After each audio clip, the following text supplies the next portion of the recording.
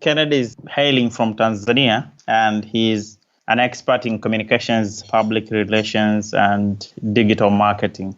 And then I say, this wouldn't make any sense if I open a company called Serengeti Bites with a bite of a lion, something like that.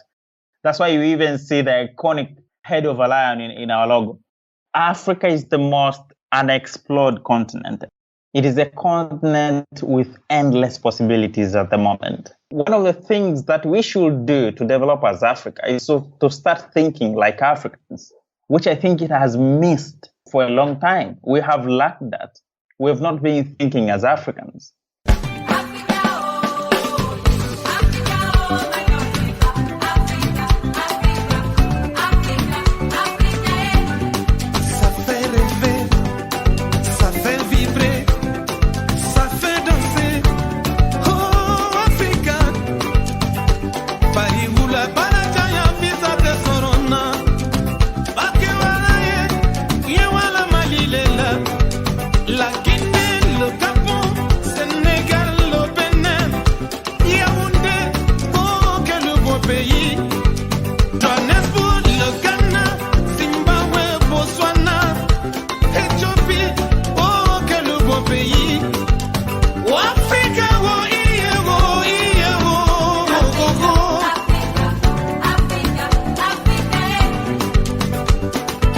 Hello, Africa.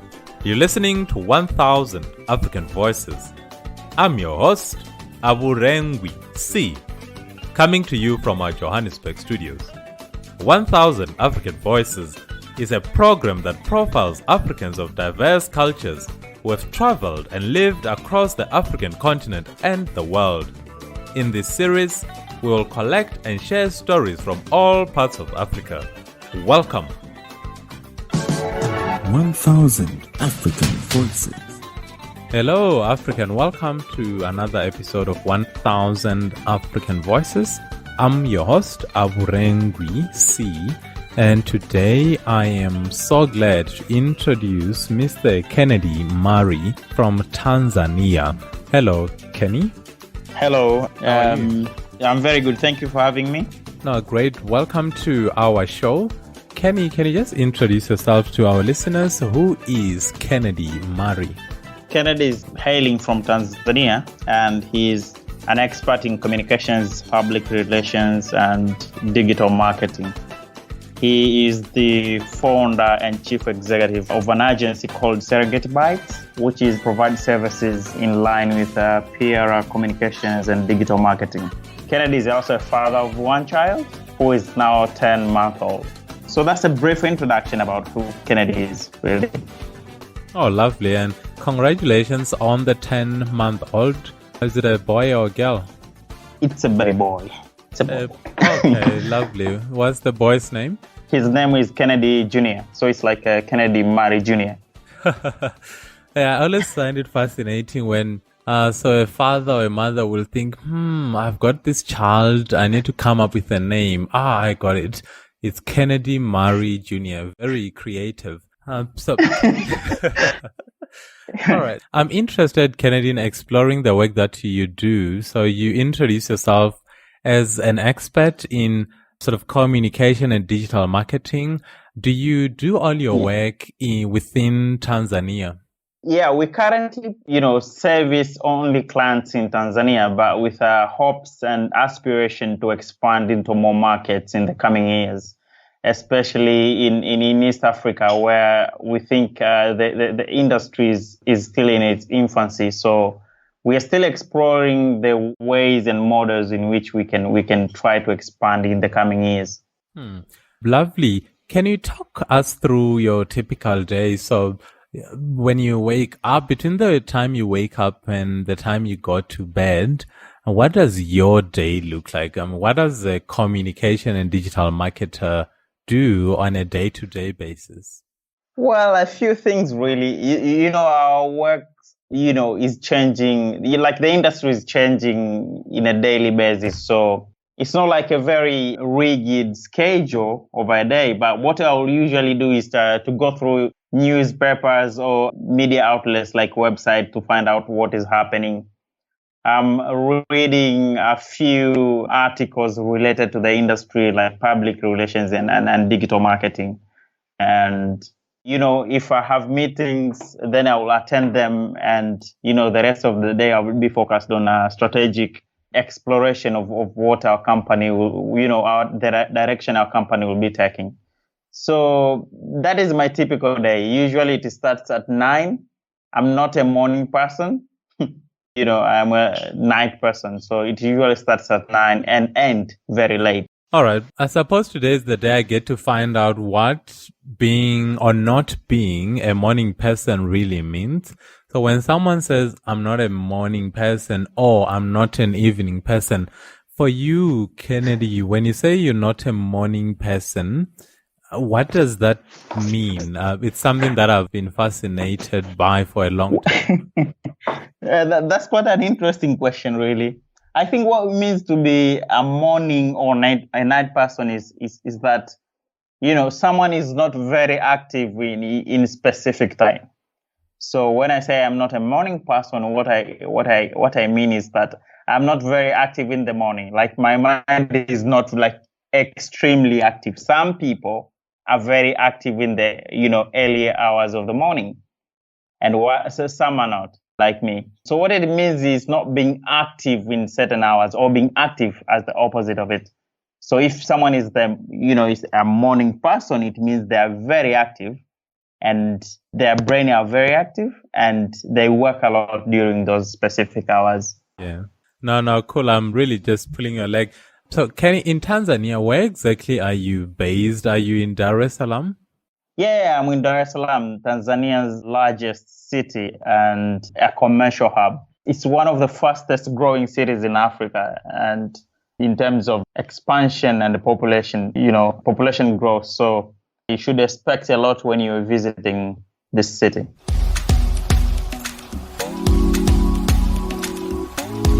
No, I agree. I mean, I've personally been to Dar es Salaam on 2 occasions. I think in 2007 and 2013, 14, somewhere there. It is the only African city that I've visited twice. And the reason for that is not only that you, I suppose, get a chance to go to Zanzibar after sort of getting on a boat trip, but the important thing for me, when it comes to Dar es Salaam, you're right, it's one of the fastest growing cities on the continent, but it also happened to be one of the largest cities within the continent with, I think, about 5 million, if I'm not mistaken, but it's a massive number. Yeah. It's a massive, it's almost, I think it's over 5 million from 2012 census. And I think it must have grown considerably over the last 8 years or 6 years. So it's growing very fast.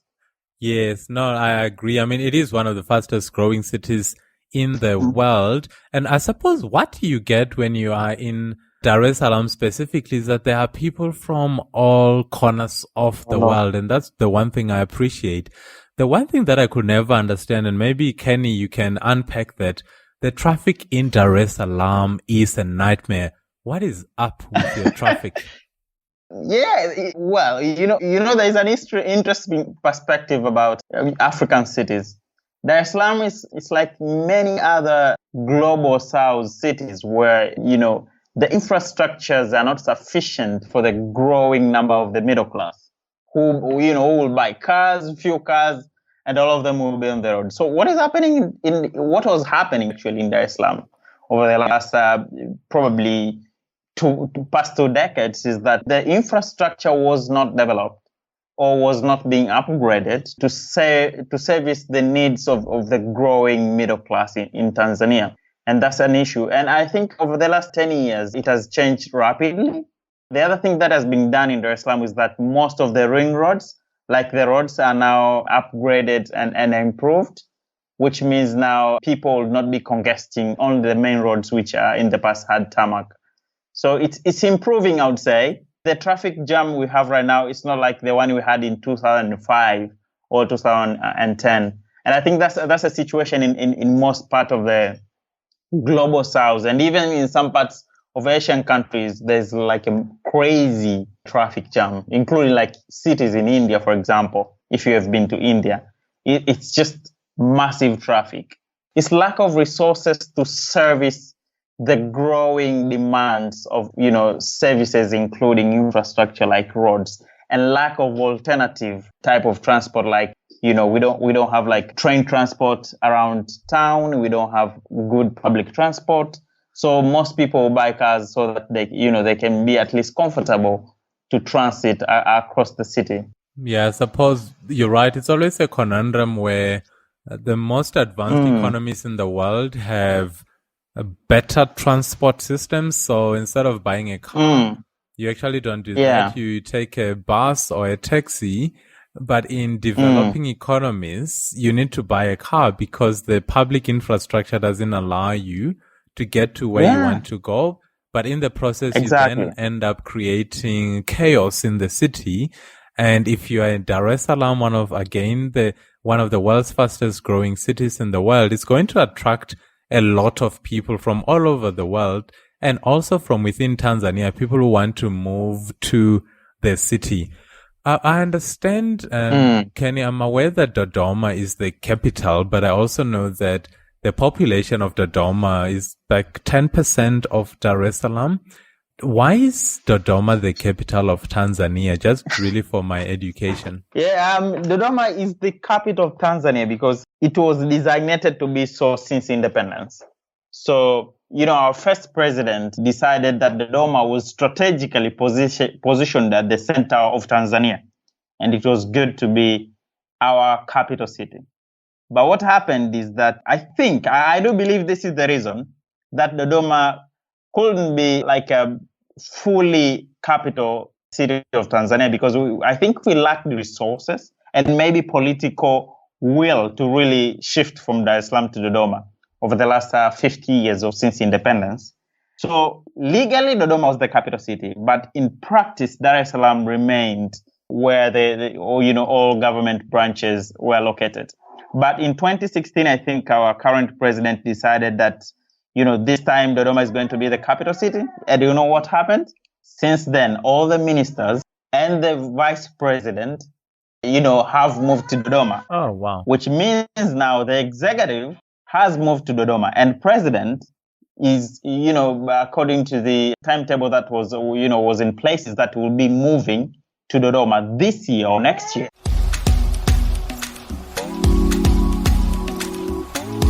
So now Dodoma will be fully Tanzania's capital, and Dar es Salaam will remain its commercial hub, like a commercial capital.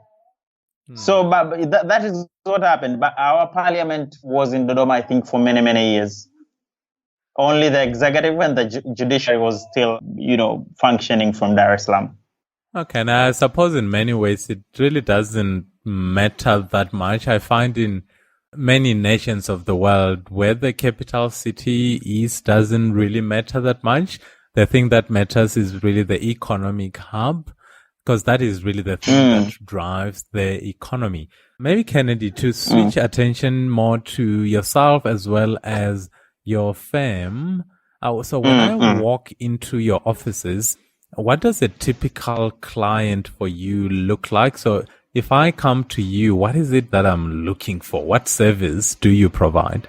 We provide a range of services, really. As I said earlier, our services are focused on communications and public relations and digital marketing. So we do consultancy for a range of clients, from government, government agencies to NGO sector to private sector. So there is quite a number of services we provide. For example, we develop strategies for communications, for a range of clients from different sectors, and we develop communications strategies and help them to execute them.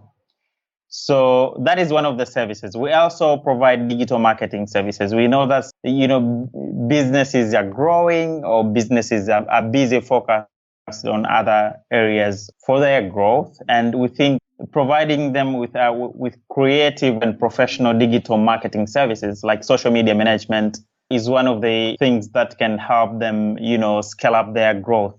We also do provide mobile and web solutions for businesses.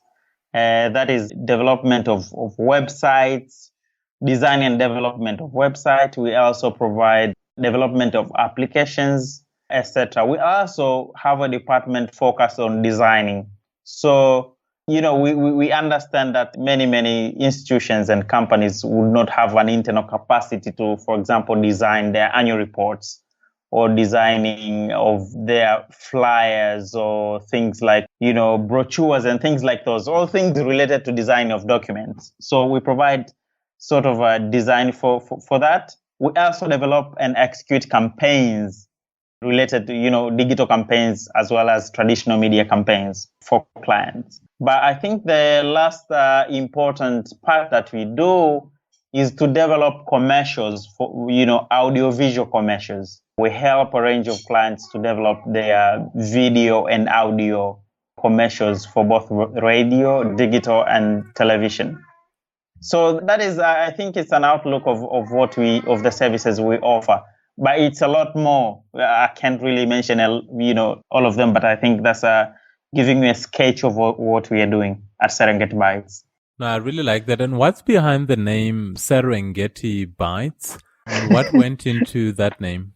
So I've had that question from so many people, and it's interesting that you have asked. The name Serengeti is very famous. You know that Serengeti is a very famous park in the world. It's one of the top 3, I think, tourist destination in Tanzania, and it has a connotative meaning in it, and it's very symbolic. It's like how Amazon, the largest rainforest in the world, is now named after the largest company in the world. You know what that means, right? Yes.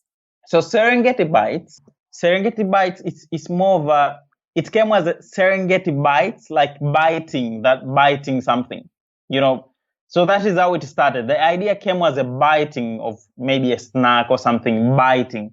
So I thought of how a lion is powerful and can bite. And then I say, this wouldn't make any sense if I open a company called Serengeti Bites with a bite of a lion, something like that.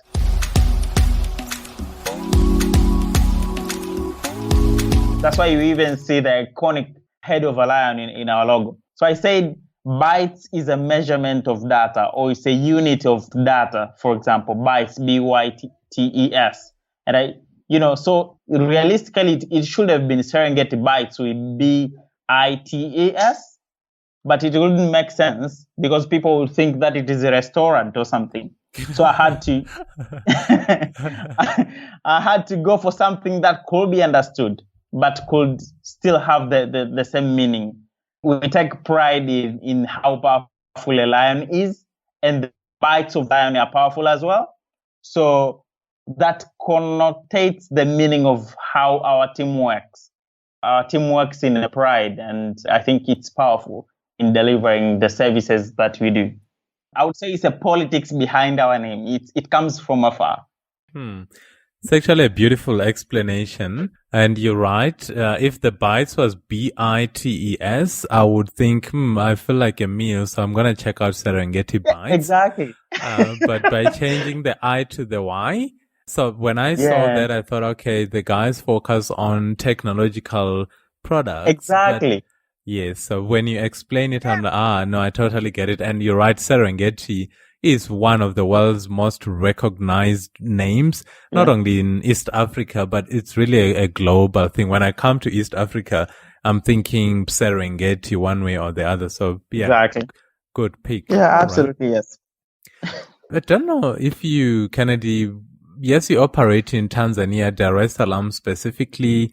You spoke earlier about expanding possibly in future to East Africa, and hopefully for the sake of Serengeti Bites, you can then expand across the entire continent. When you think about Africa, so you're sitting in Dar es Salaam and you think about the African continent, what are some of the things that come to mind for you when it comes to Africa, where we are and what we need to do to develop ourselves as a continent? How do you think about that issue? Well, I think Africa is the most unexplored continent. It is a continent with endless possibilities at the moment. When I think of continents like Europe or North America or even Asia, I think they have already been explored. They've already exhausted most of their resources. And I think Africa has the potential for massive growth and development if only it taps into the resources that it has. Africa is the fastest growing continent in terms of population. Some of the best performing economies over the last, few 2 decades, for example, are from Africa. And I think one of the things that we should do to develop as Africa is to start thinking like Africans, which I think it has missed for a long time. We have lacked that. We have not been thinking as Africans. When I see our African leaders invited to China, invited to the US, we have like 50 heads of state invited to Russia or to China or to India or to America or to Britain. It feels like all those countries, which are outside Africa, which are foreign countries, have agenda on us. But what is the agenda of Africa for Africa? Do we really meet do we gather to deliberate on how to take our continent forward? Do we really have strategies in place to push African agenda forward? So I think what it will take for Africa to move from where we are, to a better position, to a negotiating table in the world, is when Africa is focused on addressing African issues on itself.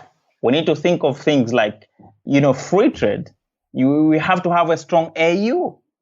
Why do we think that it is okay for Europe to join together, for European countries to join together in EU and be very strong, but we don't see AU, as the match? Like we can't really take the same model for us to develop. We can't really, Tanzania or Burundi cannot really sit in the table and negotiate with a powerful country like America or China or India as a single country. But if we were together with one vision, with one common goal, with one agenda, it would have been easier for us to negotiate our position in the world. So I think Africa has to really think of how it trades, how people travel across countries, how they can facilitate the intertrade among the countries.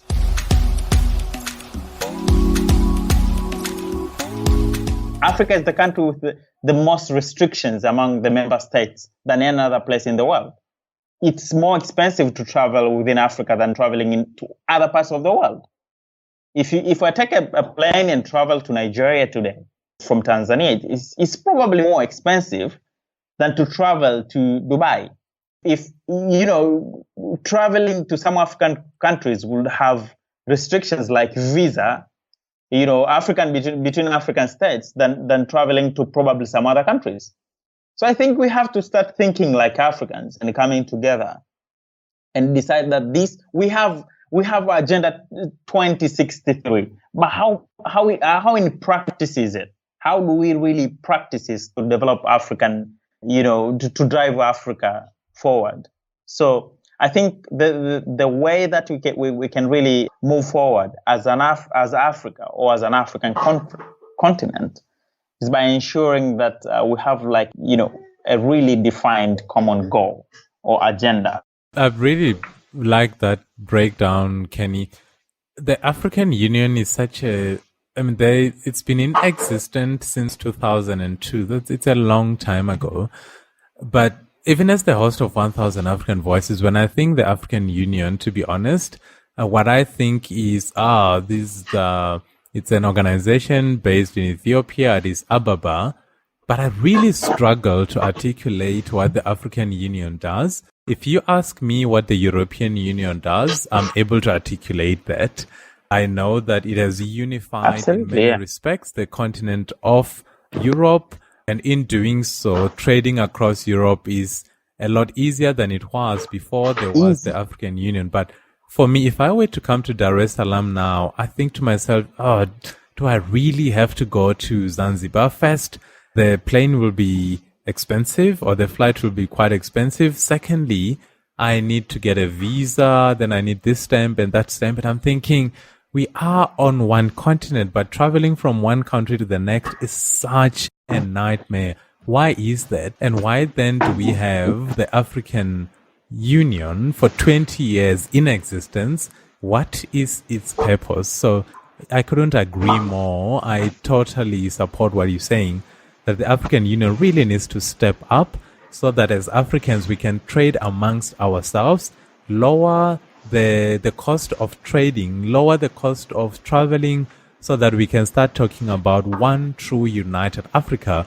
Only then can we compete against the other continents. But right now, we've really, really put weights on our legs and we're trying to run, but it's impossible because we are failing to agree on the most basic of things. So, yeah, thank you, Kennedy. I couldn't have said it better. You really have said it better. Yeah. All right. So, yeah, that's the African Union. I'm interested to understand Tanzania a bit more. So, if someone after listening to this says, okay, yeah, it's expensive to go to Tanzania, but I'm going to go anyway because I am an African and I really want to understand my continent. When I get to Tanzania as a tourist, what are some of the areas you would suggest I go to? What are some of the things that I should do, whether in Dar es Salaam, Dodoma, the mountain, as well as Zanzibar? But what are some of the key tourist attractions that you would recommend? Well, Tanzania is probably known for some of the, most beautiful tourist attractions. I think if a tourist is coming to Tanzania, they should think of, in my opinion, 4 places. The first place I would recommend a tourist should visit is, I think it's Kilimanjaro. Kilimanjaro is one of the most breathtaking scenery I think I have seen. It's the most beautiful place to be if someone loves to see or climb mountains. And the second place I think you can't come in Tanzania without, visiting is Serengeti. Serengeti has, the big 5, and it's so vast and big and accessible in most part of the year. And it has what they call the great animal migration, which, thousands of, hundreds of tourists are coming every year to see.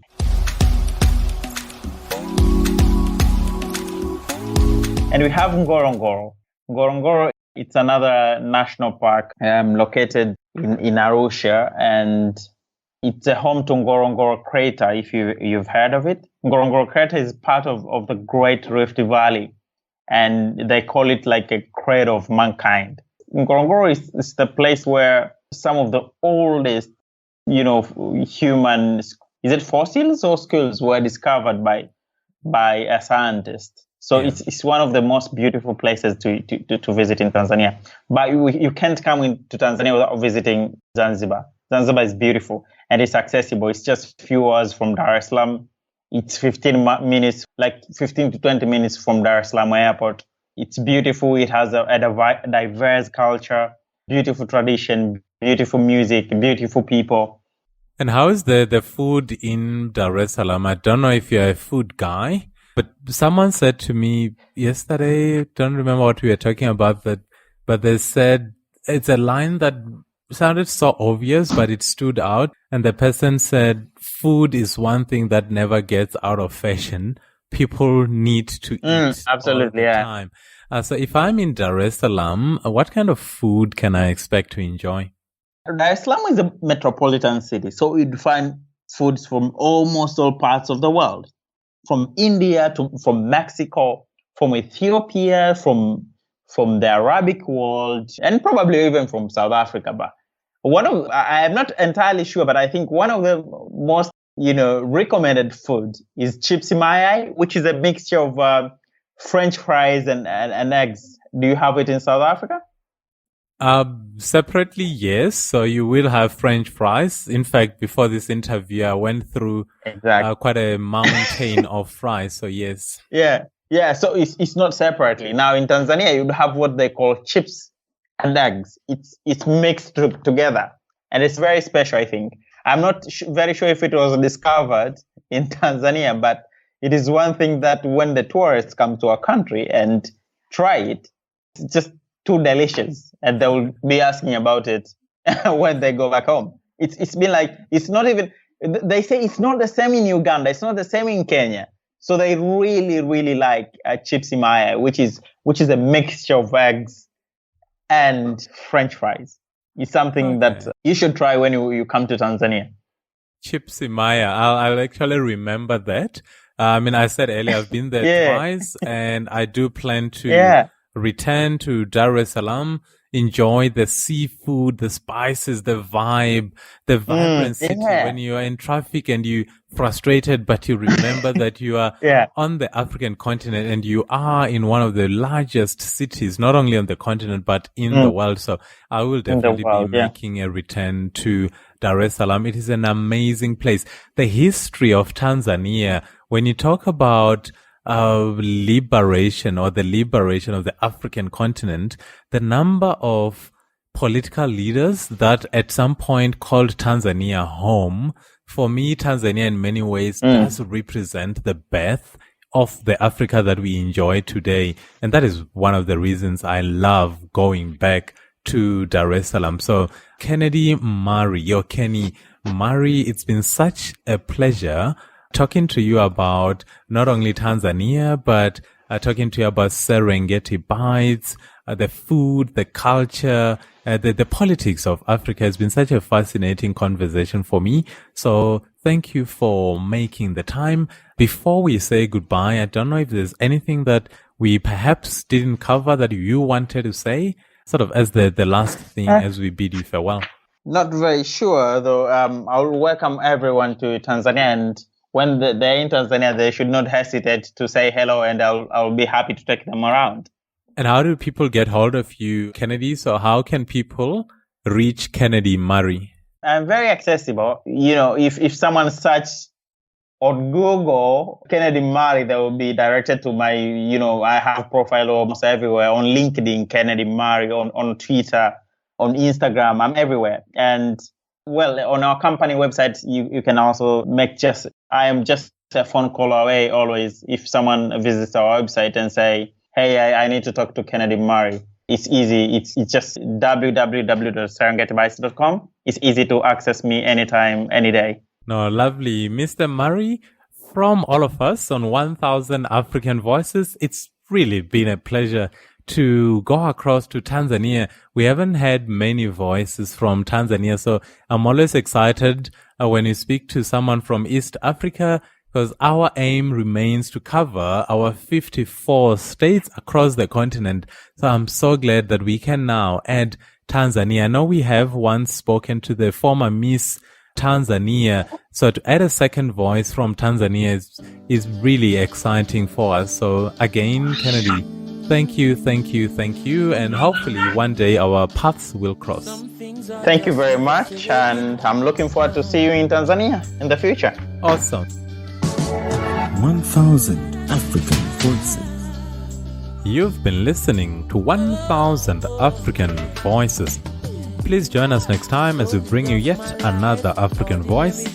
1000 African Voices is produced by Aburengwi C. Sam Ganich is our sound engineer, with our head researcher Jones Maleka. The intro soundtrack for the show is by the legendary Salif Keita from his 1995 album Forlorn.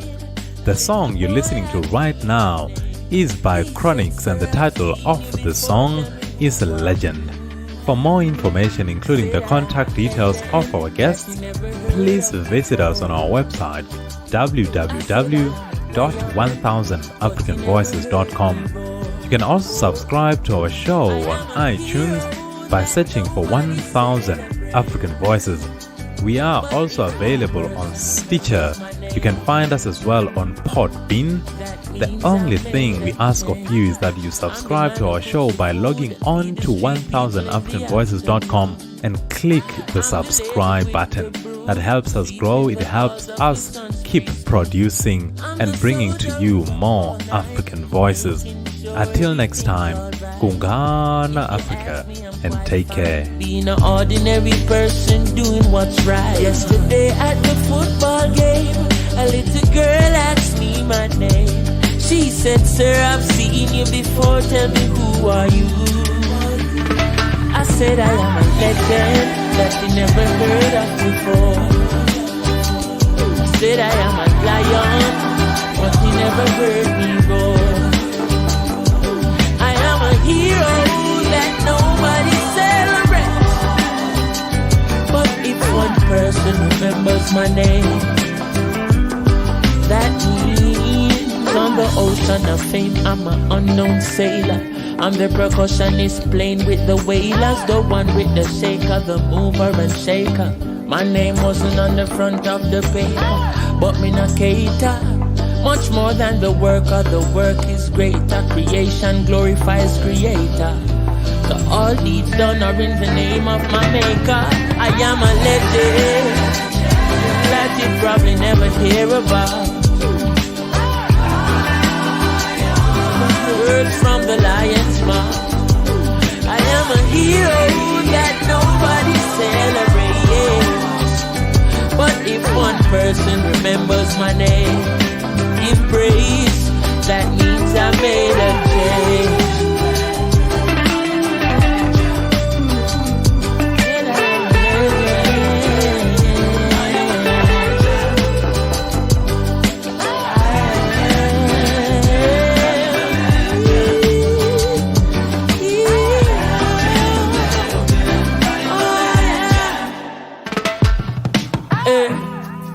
Story of my life, ordinary person just like you. If you take a look inside, you see the great things that people do. We're out here changing lives day and night, day in, day out. BBC don't show it, CNN don't show it,